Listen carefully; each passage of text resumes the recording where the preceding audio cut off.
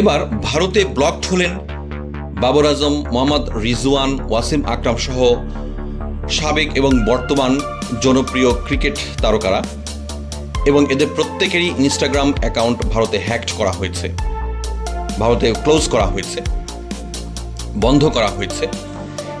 এর পেছনে যে কারণটা সেটা হচ্ছে গত 22শে এপ্রিল কাশ্মীরে যে 26 জন পর্যটককে গুলি করে হত্যা করা হয়, ইন্ডিয়া বরাবরই এর পেছনে পাকিস্তানের আইএসআই জড়িত আছে বলে দাবি করে আসছে, এবং এই ফলশ্রুতিতে ভারত বেশ কিছু কর্মসূচি গ্রহণ করেছে পাকিস্তানের বিরুদ্ধে, যেমন ভিসা বন্ধ, পাকিস্তানিদের ভারত ত্যাগের বাধ্য করা 48 ঘন্টার মধ্যে, এবং আরও অনেক কর্মসূচি।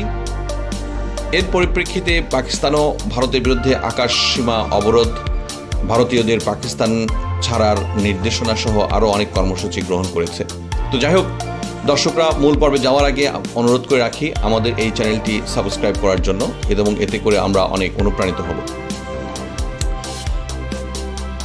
ডিজিটাল ক্র্যাকডাউনের অংশ হিসাবে ভারত পাকিস্তানের সব জনপ্রিয় তারকারা বা তারকাদের ইনস্টাগ্রাম হ্যাক করেছে। এই সমস্ত জনপ্রিয় তারকাদের মধ্যে অলমোস্ট সবাই আছেন, যেমন বাবর আজম, মোহাম্মদ রিজওয়ান, ওয়াসিম আকরাম।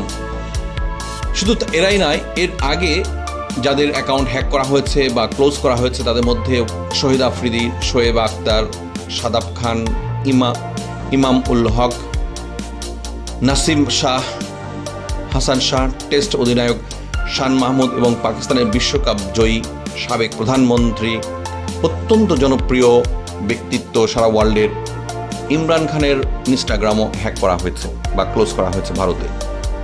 ভারত সরকার যেটা দাবি করে আসছে সেটা হচ্ছে জাতীয় নিরাপত্তা ও নাগরিক শৃঙ্খলা বজায় রাখার স্বার্থে সরকারি নির্দেশে ভারত এই সমস্ত অ্যাকাউন্টগুলো ব্লক করেছে।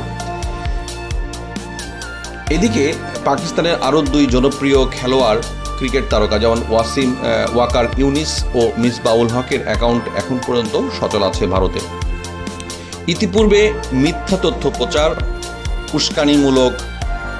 উস্কানিমূলক কথাবার্তা এবং সাম্প্রদায়িক দাঙ্গা ছড়ানোর আশঙ্কায় এবং সেনাবাহিনী ও নিরাপত্তা সংস্থাগুলোর বিরুদ্ধে বিভ্রান্তিমূলক তথ্য প্রচারের অভিযোগে ভারত সরকার ইতিমধ্যে পাকিস্তানের বেশ কয়েকটি জনপ্রিয় সংবাদ মাধ্যম এবং ইউটিউব চ্যানেলকে ব্লক করে দিয়েছে। এদের মধ্যে আছে পাকিস্তানের ডন, Irshad Bhatti, Samaa TV, Bol News, Raftar, the Pakistan reference, Geo News, Samaa sports, GNN, উইজার cricket, Umar Cheema exclusive, Asma Shirazi, Muneeb Farooq, Suno News ও রাজি সামা ইউটিউব চ্যানেল।